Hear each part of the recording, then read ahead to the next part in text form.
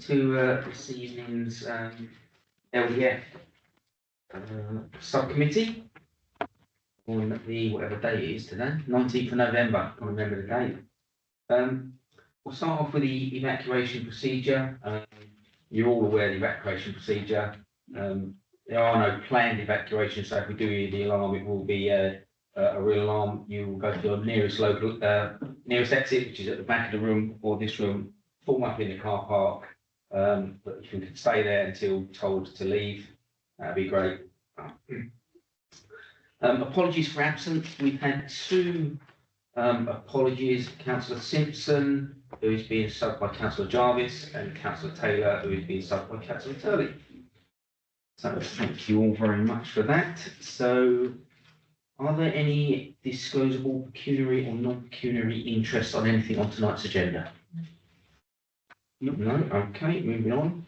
So minutes of the last meeting on the 10th of September. Has everybody had a chance to have a look at the minutes?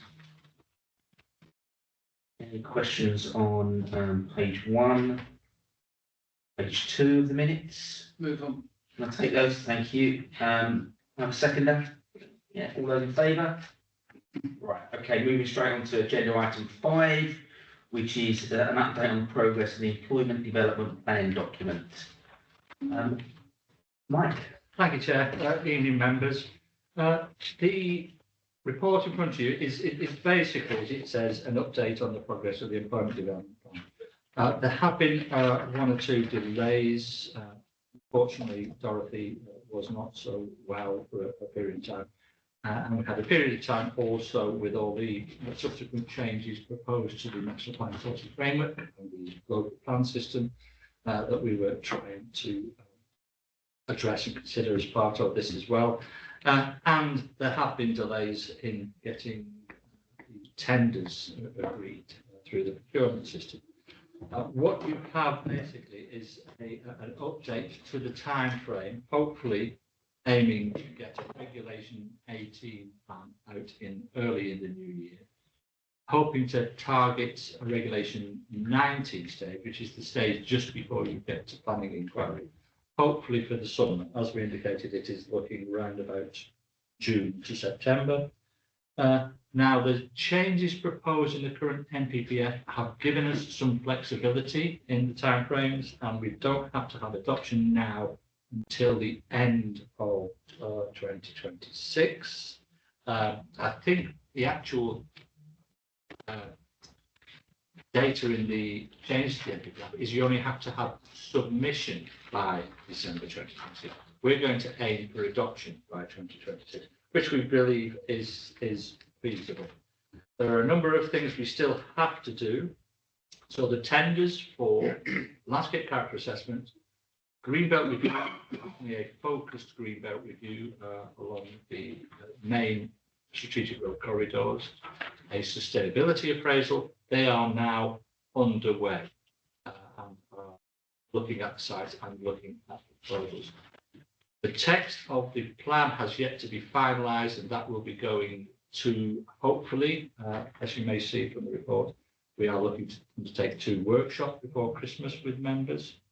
And as part of that, I know 1 or 2 members have asked to see the sites in a little bit more detail. I have with me here a quick print off of the borough boundary indicating where the sites are. There's 2 A3 plans. One's got the references on and one's clear plan, but just with the sites. I aim to hand that out to members tonight because I have got 6 copies here for each of you. I have some larger ones if anybody is looking to stick something on their wall, but I will leave that up to you if you want to be that. Can we have one for the members' room? I'll have them. Yes, I've got 2 or 3, so I'll pass those around. Now, we are still at early stages, so no priorities or no preferences have been given to any of those sites. We have to get that information in terms of the assessments back first, but we will have to get the actual text finalised soon. Hence, now between now and Christmas, we do want to try and get timeframes sorted out for those workshops, so we can feed this in for the regulation 18 document early in the new year. And now that we have agreed the consultants for the 3 pieces of work. They will be pressurising us to get stuff through to them as quickly as possible. I haven't got any dates. Dorothy unfortunately can't be with us tonight. She's just come back from Scotland. But hopefully you'll be getting dates fairly soon and we can start the ball rolling. The only other areas of work it's worth you knowing is the Coventry, Solihull, Warwickshire area, of which we're a member. We had what was called an alignment piece of work undertaken by ICENI. Now, ICENI were looking at the WMSESS, the West Midlands Strategic Employment Site Study, how that fitted into our needs and what our needs actually were. Now, the piece of work identifying more specifically what our local needs and what our strategic needs are on the back of that strategic study haven't yet been delivered. We have an alignment study that looks at how the Coventry, Solihull and Warwickshire area fits in with the WMCSS, but that doesn't give us detailed information for this stage of the employment plan. That is fairly close to being completed, so hopefully that will be available for the workshops as well. And what they will say is, this is what we expect we need to find for local needs and what we need to find and can defend if we're going for strategic sites. So there's quite a bit of work still to be found. Members got any questions or any clarification they need? I'm happy to get into. Any questions for Mike on that? That's the reading. Thank you, Chair. Just a quick one, Mike. When there was the appeal at the employment site in Lorden, obviously the appeal was refused. Although the inspector was very vocal about the need, the desperate need for employment sites. As a consequence, it obviously puts more pressure on us as a council to deliver those employment sites. So by pushing it back and obviously not getting it adopted until 2026, does that make us more vulnerable? If we get speculative sites. If we get the regulation 19 out by summer, I think that will give us a very, very, very firm defence, because it's one of those cases where the further you get in the local plan process, the greater way you go. So yes, it may make us more speculative, more sensitive, but we already know there are a number of applications.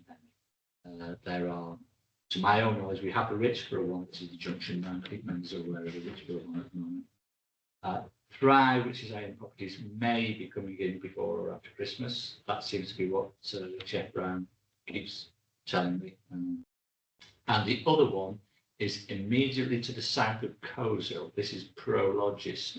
That is it's a sort of lozenge-shaped piece of land between the A45 M6 sort of series of junctions coming in from the east from Coventry, immediately to the south of Coleshill. I expect to see that. They haven't said they definitely, but all the pressure we've had in the last few weeks is, when are we getting the plan forward? So it's probably likely that you'll be facing 3 planning applications through the Planning and Development Board over the next 6 months. I'll be very surprised if not, or at least being informed about them. I think, if I'm correct, Hodgetts have also requested to speak to members. Hodgetts is still in the corporate site. It is still on the cards in terms of the employment DPD. As you will notice when I pass the numbers around, it is one of the large sites, but you will also notice a lot of other quite large significant sites. Just to sort of give you some background information on 1 or 2 of them as well, Thorpe Constantine have submitted a significant area of land around Newton Regis up to Newlands. That effectively links also to proposals that they put in through the Lichfield plan. That's at the issues and options stage, and effectively you possibly look at a new village scale development. So that you probably, it's worth you looking at our core sites, how that impacts on us potentially, and the Lichfield local plan. Similar circumstances exist to the southeast corner, immediately adjoining the Coventry motorway service station, where we've got a significant amount of land. Some of it is county owned, but some is also by Bramptons. They're the other submitter. And that is the land that also stretches into Nuneaton and Bedworth and partly into Coventry. So it's a reasonable size site right at the bottom right-hand corner of our border, just below the M6, but it is much part of a wider site. So you will notice that they will be probably most likely submitting that site as it extends into the areas for both Nuneaton and Bedworth and for Coventry.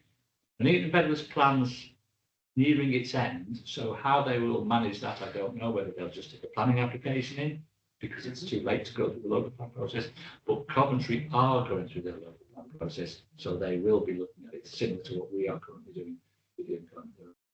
So there are a number of pressures from outside that may also be impacting this. So it's interesting to be aware of those and to keep them in mind, because particularly with the, I've forgotten the term, is the new town forum being pushed. I think that's too big a scale for what we're talking about, but they are the sort of pressures you will be getting. They will be looking at opportunities, and you will get multiple authority applications. Okay, thank you. Any other questions? Councillor Yeah, I'm just thinking, the Fort Constantine, that's Greenbelt, that side where Fort Constantine is in Staffordshire, I say. I don't know if it's Greenbelt. It's not Greenbelt. It's a long way down from the motor, but you're talking housing there, you're not talking industry. No, on their side it's housing. On our side it's Right, employment. because I was just thinking about, you've already got the 3 million square feet and a bit up at, Look, yeah. what do you call it, can't think of the name of it, Mercia Park.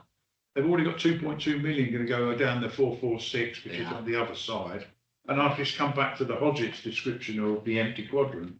So you're going to have one in Staffordshire, another one in South Derbyshire, another one in probably Measham, which is Leicestershire, and then they're probably just outside Warwickshire on there if they fill the motorway junction up like they tend to do. Yeah, that's clearly the And that I would imagine will be industry. Can I just, I'm sorry we're talking about employment here. I'm just looking at, if this takes till 27, which is effectively you're saying end of 26, so it's 2027. And I've just gone through what's planned with like Richborough. It's almost 9 million square feet of warehousing that is. So that'll change anything we're thinking about now, because I would imagine 2 of those are definitely going to come forward in the very near future. I mean, if all 4 come forward, does that change any of our plans in the future? It may well do if they go through for consent. It may be that addresses our need. That is part of the work we're doing with ICNI to get clarity over our square meterage, square footage, what we need.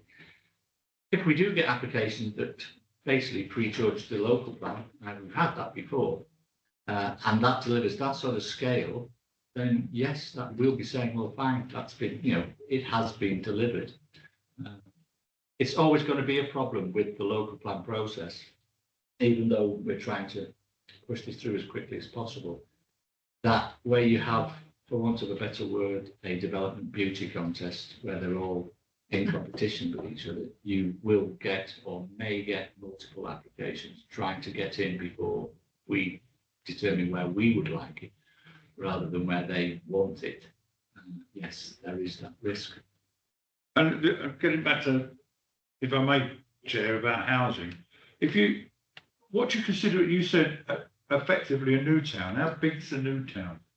It's currently, the government guidance suggests they're looking at 25,000 houses plus. Truth. When we're looking at previous... I wanted to put a number to it, but it frightened me that one. No, that is... I think it was fantastic.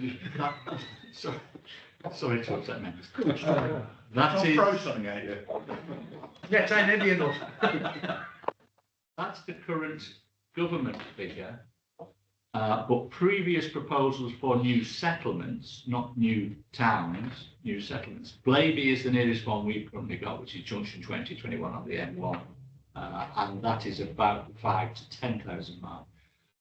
Hinkley at Penny Drayton, their proposal for a new settlement adjoining Penny Drayton is 3 to 5 because we haven't got a handle on the figures yet. So if you're talking new settlements, Can I just say, I think they were talking about Barwell as well. Barwell is the other one, And yeah. that's 6,000 there. Yeah. So if you're looking at 3 to 6, then is probably a good rough idea of new village, new settlement scale. On whether Thorpe go that route, I don't know. That may be the preferable route because I think exactly for the reason you just previously said, they're going to hit very harsh problems with highways, particularly into Tamworth, where Anchor Valley Estates already got issues and has had issues in the past with access into the town centre. So that'll be interesting. That does mean that they won't put their name into the pot for new town status, because new town status, as I said, 25,000 plus, and the information is that that really will be outside the local plan. That'll be pushed through a bit like Milton Keynes, Warrington, or the other approach. It'll be a national strategic approach, and they'll identify a series of specific new towns, and then they'll have a development group who will manage because it's a much bigger scale than Kingston. My question would be, has anybody thought about how the infrastructure is going to cope with 40,000+ motor cars? Yes, and that's our biggest. That's just at the small end of the freaking wedge.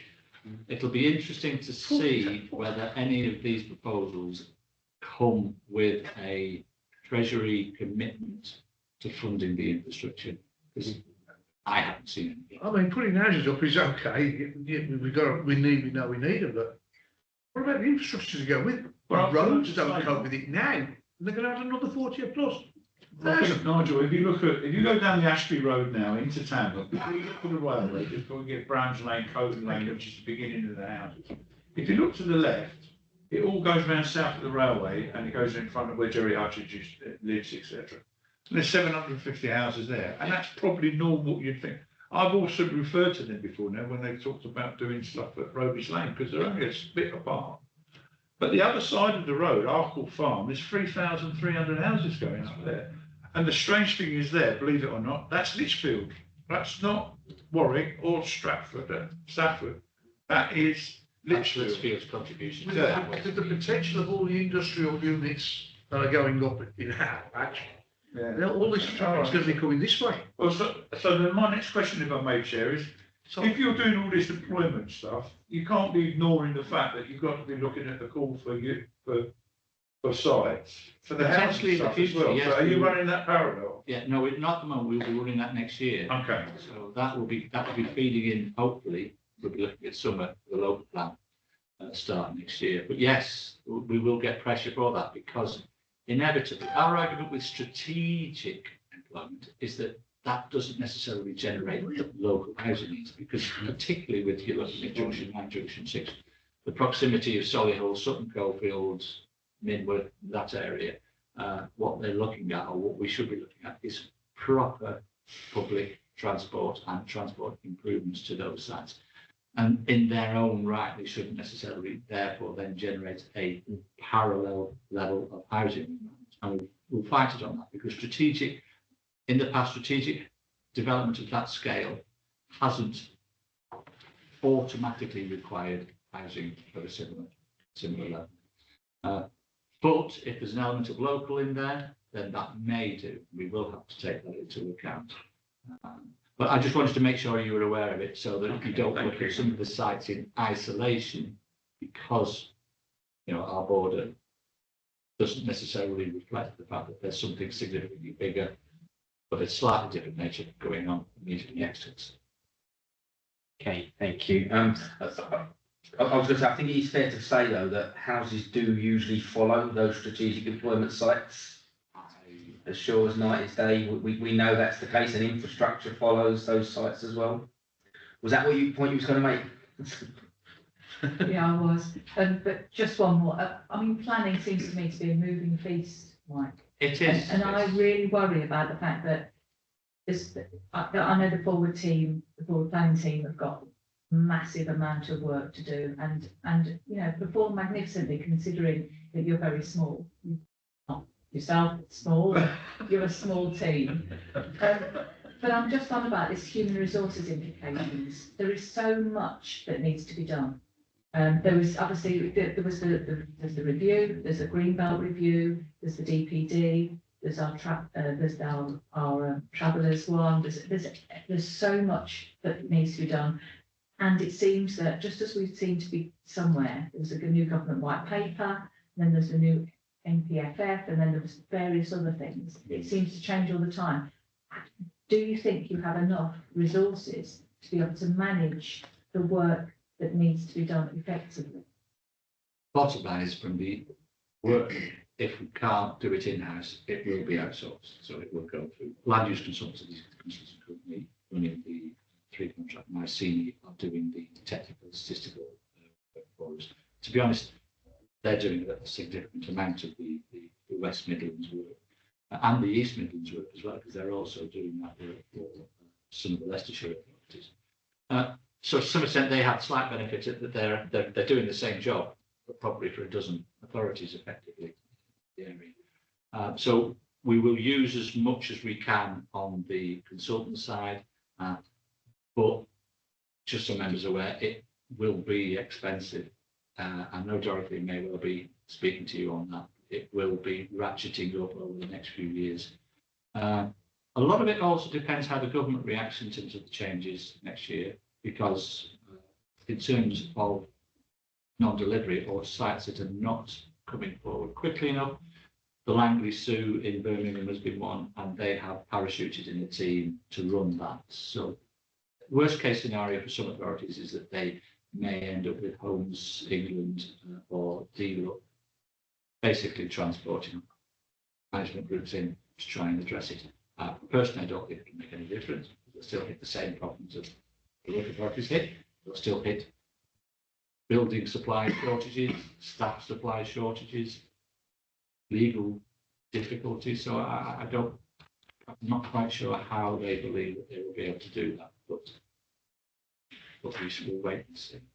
What all they can really do now is address some of the staff shortages some of the authorities have, so that is a benefit without doubt.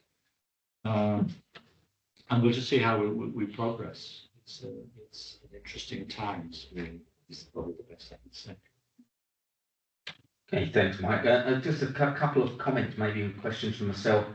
The first one, the easy one. I think you mentioned about member workshops December. Yeah, on the thing it says January, February. Sorry, it probably does, because I was trying to get things through earlier, but I know. Yes, I think we originally planned December, but they're going to be January, February. January, February. Yeah, okay, that's the first one.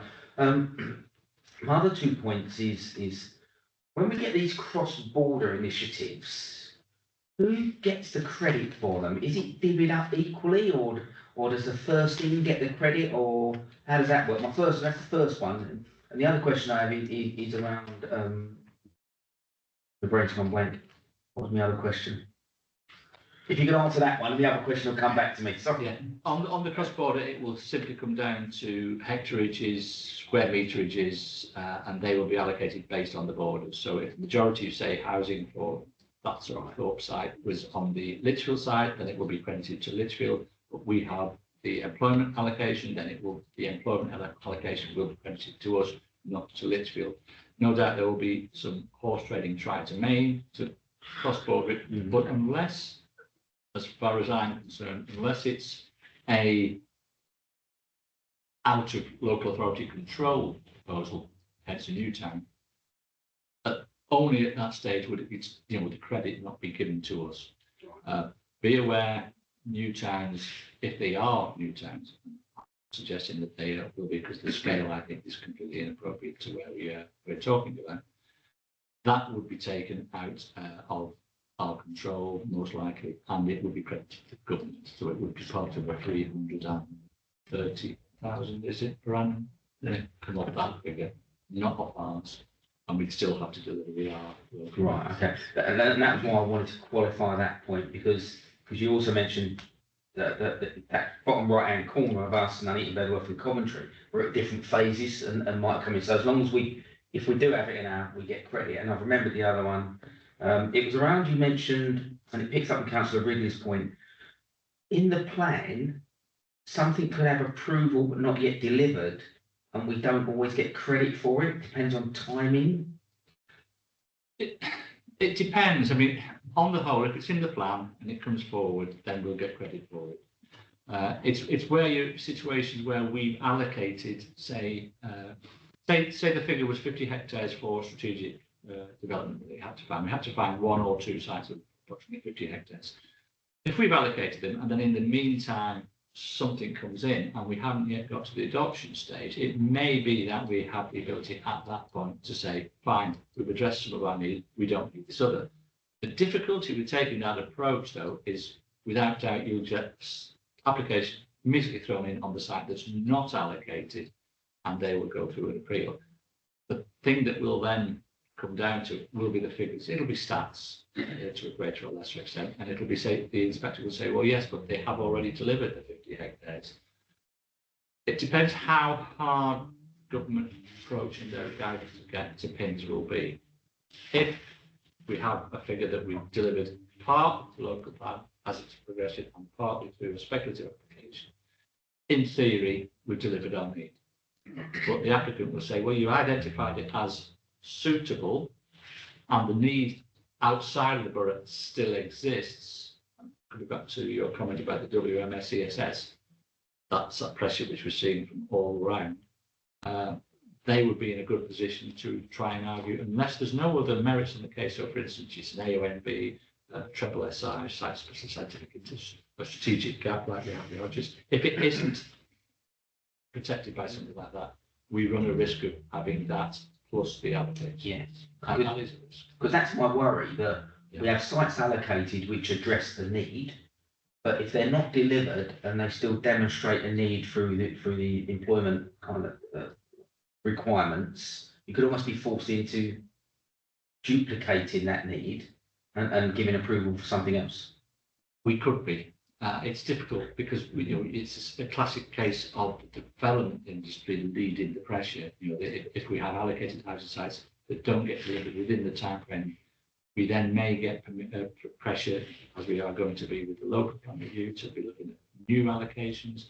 And in doing that, we will be trying to get the old allocations brought forward first. But if they don't go forward, and then they could much later, 10, 15 years later, then you could be in a situation where you've had to basically accommodate their non-delivery in the short term. That's Humphreys. Another question. I'm just thinking about how the developer, I'll stick at both ends here. Yeah.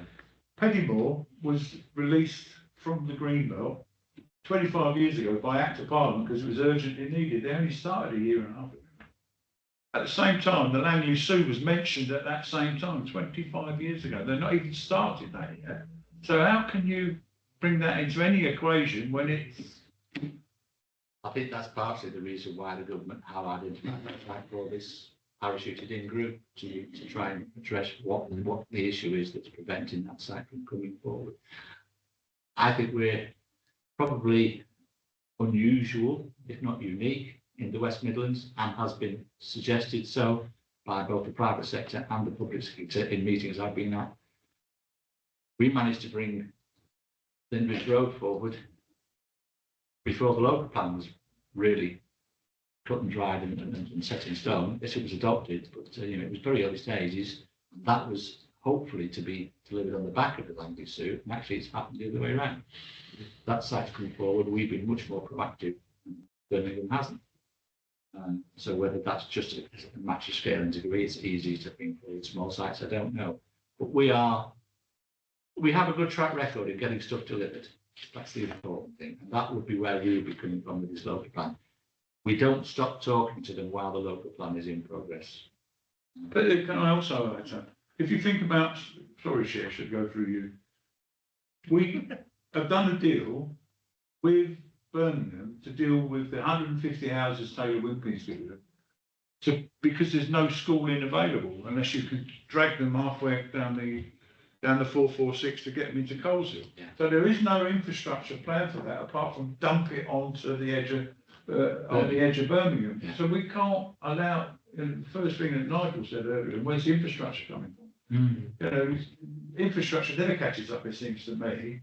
But It's still- where the land use is concerned, we've actually planned to fail because we've had to ask Birmingham if they could absorb the kids off this Yeah. 150 houses. It's whether if we'd had a refusal, it's whether we'd been able to stand that up. If an inspector or if the applicant can evidence and justify to the inspector that, yes, there isn't within the Greater Warwickshire area, but 250 yards down the road in Lindred Sue residential estate, there's a current one that they could go to, which is closer in distances to sustainability, ignoring borough boundaries again. Then they can make that argument, and the inspector is within his rights to say, yeah, then we'll approve it and we'll address the wider issues at a later date. So we do get hamstrung by the wider view that the planning inspector takes. It's difficult because it is frustrating, because then it means we don't necessarily get the infrastructure we want, which is why if they are going to bring these proposals forward, we want to see what the infrastructure is going to be. We need to be careful in the drafting of the text to make sure we try and cover all the angles we can for delivery, that whether that's through direct provision by the developer, so I'm thinking Thriving here, except for the big site, or for the small site when we're looking at financial contributions, because currently we're beset by a number of significant strategic issues. We have the current issue at Dawn and Grendon roundabout, which hopefully is going to be addressed through the route investment strategy RIS3 approach.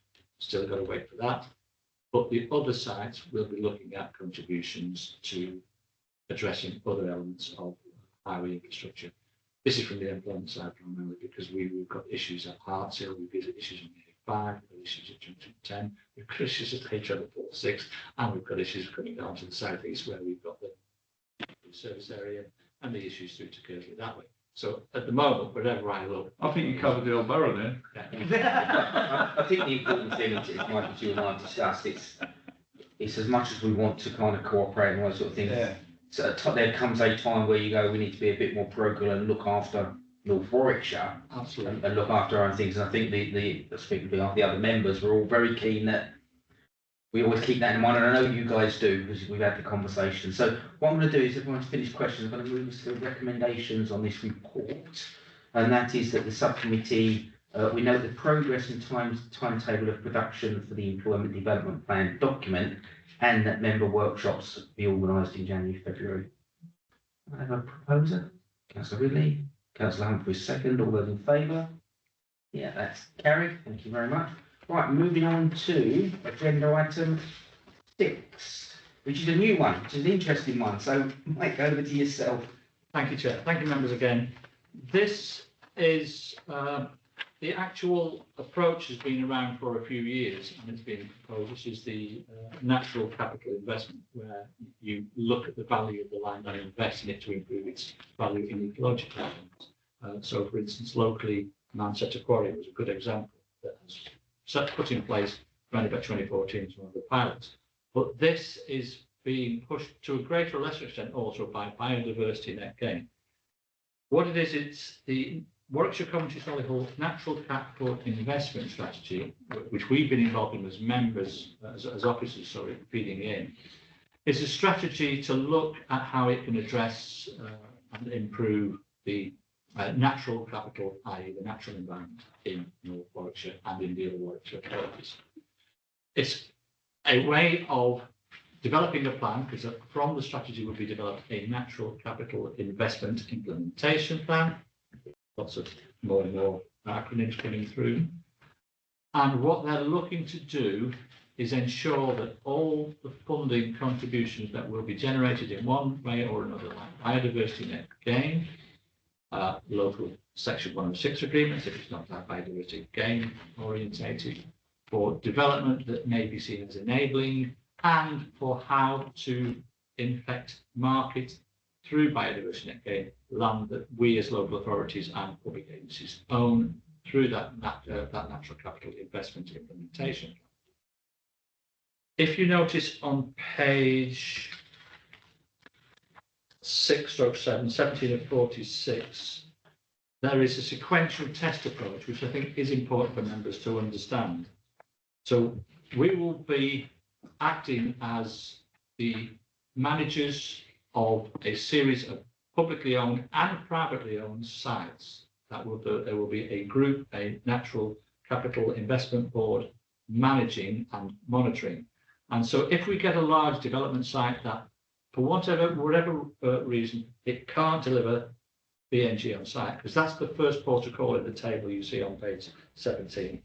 BNG, any works to improve that should first and foremost be done on site.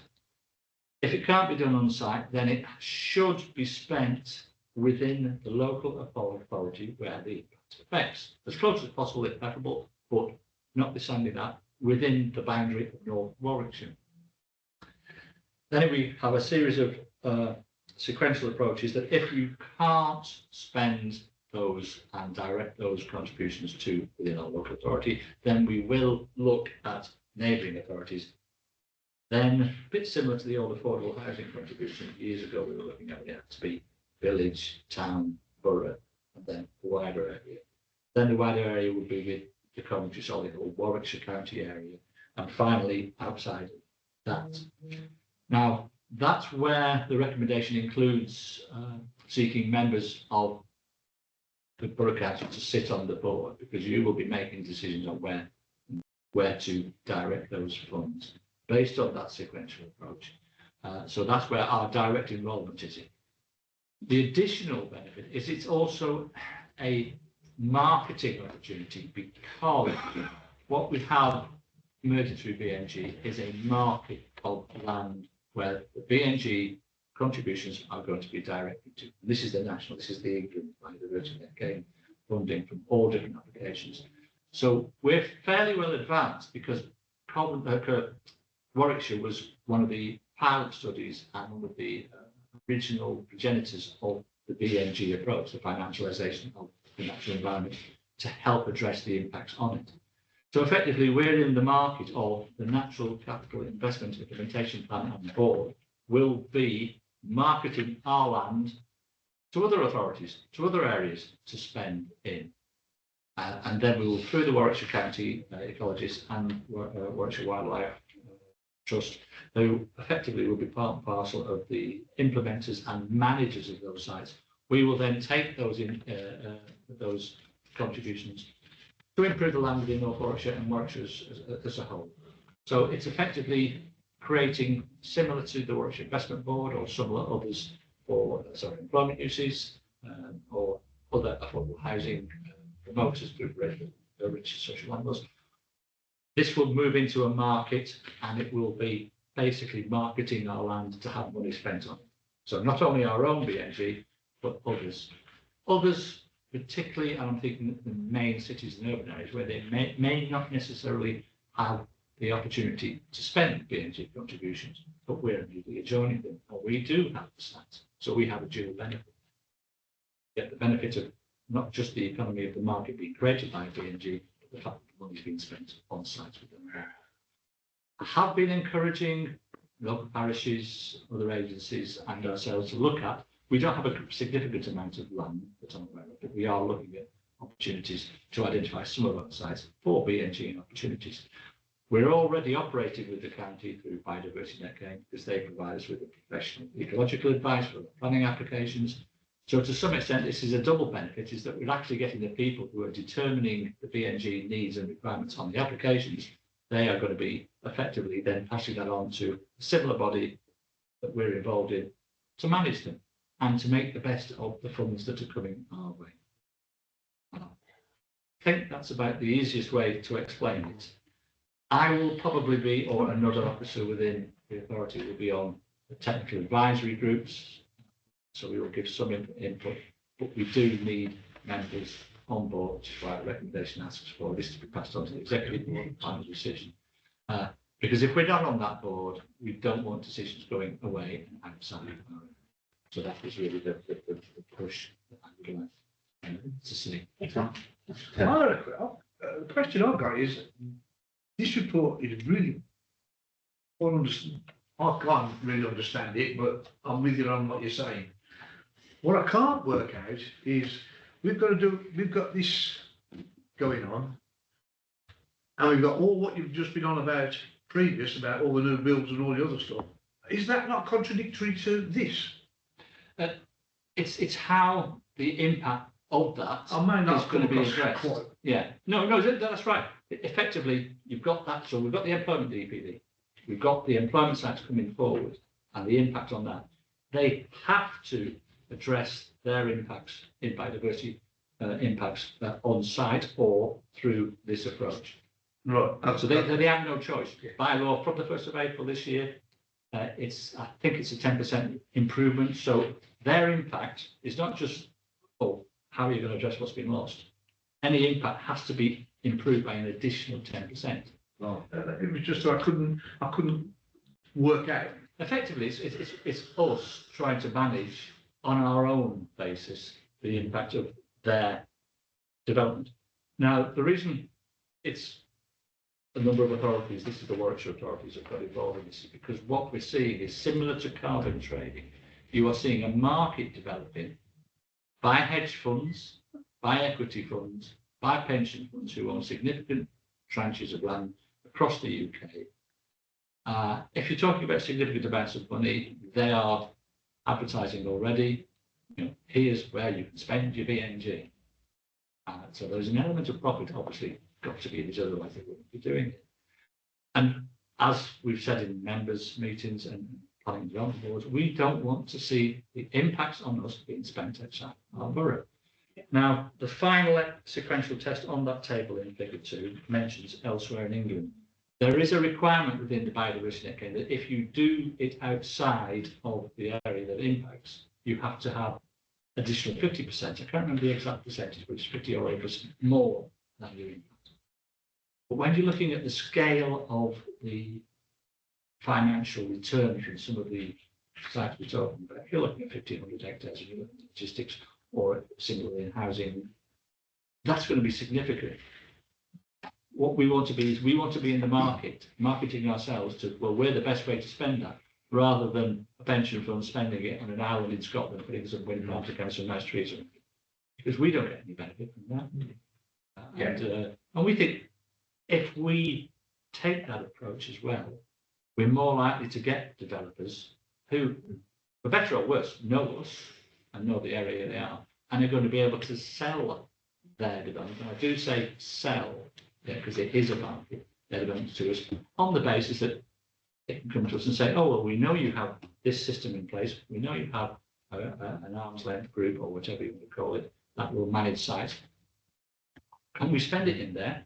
Because we want to make ourselves look good in your eyes. I know that's probably political, not planning, but it's a fact of life. Well, I think it's also from a community perspective, and the point's valid. So, you know, if you take HS2 as an example, not a great example, because they don't have to do net gain, they just do net neutral.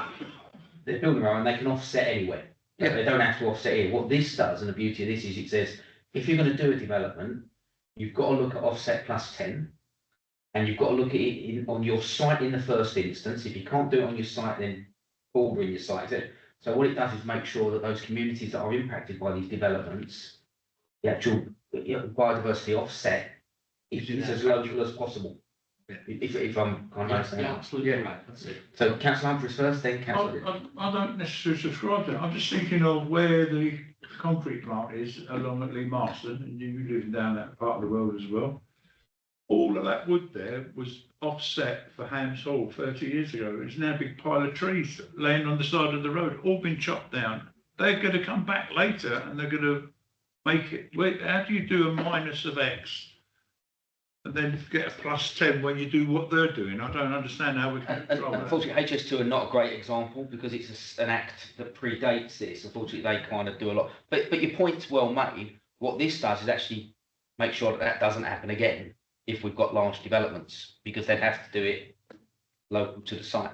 But it's a fair point, because they knock down ancient woodlands X hundred years old, and they say we've offset and then put a few whips in, or, you know, and you go, yeah, but they're not going to be equivalent for another 100 years.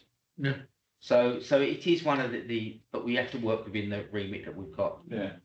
It would give us one benefit, that if you did have another national infrastructure